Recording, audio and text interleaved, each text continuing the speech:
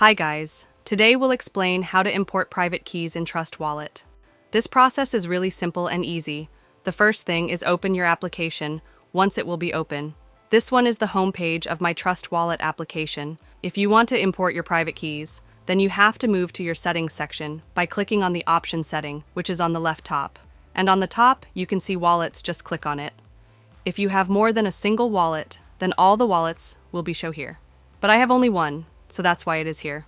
But we don't need to do anything with these wallets, like we want to import our private keys. Then we have to click on the plus icon, which is on the right top. And here tap on this option, Add Existing Wallet. Here you will see multiple options, but we want to import private keys.